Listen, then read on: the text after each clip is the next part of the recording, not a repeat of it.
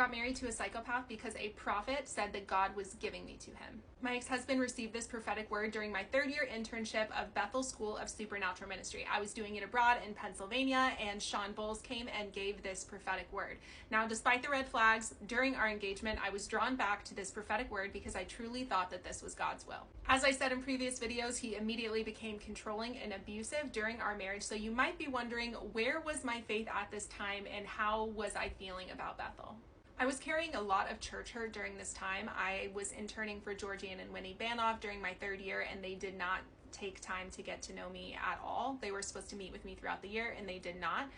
And I held a lot of hurt from that. And I also felt like they tried to use me for my prophetic gift. They had tried to get me to write a prophetic word for every single incoming student, and that really burned me on the prophetic. Additionally, if you were to sit down all of the ex-Bethel students, I'm pretty sure that they would tell you that they were tired of church by the time that they finished this school. Because you have to imagine, we are watching church sermons constantly for years and constantly just like in this world of services and conferences, and I genuinely felt very burned out from the church. Like, I was ready to be doing something else with my time at this point, so I was not in a rush to get involved with another church. On top of that, I was newly diagnosed with fibromyalgia and chronic fatigue syndrome, so I was very frustrated that I was not healed, because if you remember, Bethel believed that it was always God's will to heal.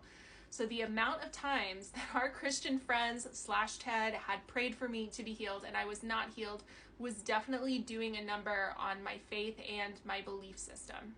At the time, I truly had faith that God could heal me. I was just begging him to heal me, and he was not. Now, in hindsight, I do believe that all of my chronic pain was due to the abuse that I was suffering. If you've ever read the book, The Body Keeps the Score, it talks a lot about how we can hold trauma in our bodies. And once I finally did leave, my chronic pain disappeared. But at this time, I am crying out to God. I am asking him to please heal me, and I am feeling very hurt that he is not healing me. So I am feeling hurt by God, but I am also feeling hurt by the church because they keep putting it back onto me that I just need more faith. If you just had more faith, you would be healed. And that was a very, very painful thing to be going through, because it felt like everybody was victim shaming me. And if all of that wasn't enough, on top of that, Ted was using my faith against me. He was using Bible verses to tell me that I needed to submit to him, I needed to respect him, and to him, respect meant obeying him. It did not mean I respect him as a person. It means I do what he says. So I felt very resentful of the Bible at that time because I felt like he was using it as a tool to abuse me. I was still a Christian and I still believed in signs and wonders, but obviously it was just a very complicated relationship at the time, and it continued to get more and more complicated as the abuse started to ramp up, because I truly still believed in this prophetic word, and I believed that God had answered my prayer by sending Ted into my life. So I was very confused once the abuse started because I did not know how to reconcile these two things. The abuse started extremely quickly, and it started off not being physical. So what this would look like was we would be arguing, and then he would lunge at me and act like he was going to hit me, but not actually hit me. And he would do this, that way he could say, well, I didn't lay a hand on you, but he is definitely trying to instill fear. And at the time, I did not know that this was an abusive tactic. If you've ever experienced abuse, or if you were experiencing abuse, I highly recommend the book, Why Does He Do That? Because it talks about all of these different tactics. So the first time that he did this, I ended up running out of the apartment complex without any shoes on, and I am running through the night and I'm crying because I thought that he was going to unalive me. And I was hiding behind a car and feeling like I could not believe that this was my life, and I did not understand anything that was going on at the time. I felt so confused because I thought that this was God's will, and I was also heavily terrified and thought that I could die any day. He also started to emotionally abuse me. If you remember from the beginning of my story, I said that I was a survivor of childhood sexual abuse. He used to make fun of me and say, woe is me, I was sexually abused, you are so pathetic, how could you cry about something that happened like so many years ago? And he started making fun of other family members who had been abused and said, you are just a victim like every other woman in your family. So imagine my headspace. I am just horrified that I am married to someone who could spout this much evil and also be evil to the people in my life.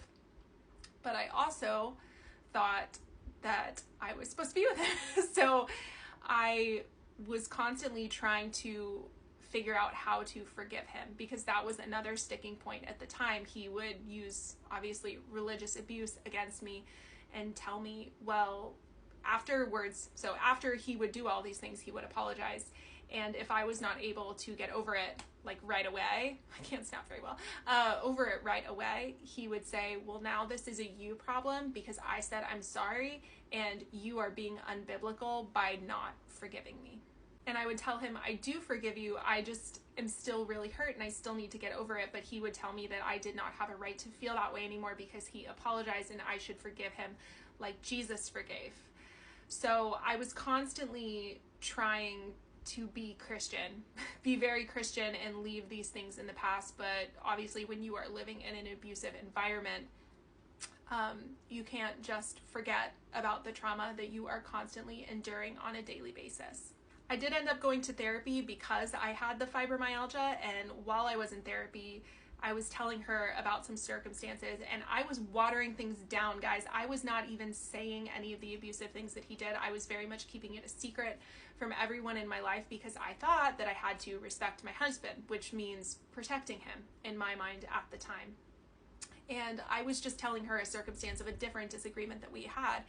And she raised concern for me and told me that she thought that maybe he was acting abusive, or that she was concerned about the control tactics he was using. So I went home and stupidly I told him what she said, and then he told me that I was not allowed to go to therapy anymore. So some of you guys have asked, did you go to therapy? I did not go to therapy until I got divorced in 2020.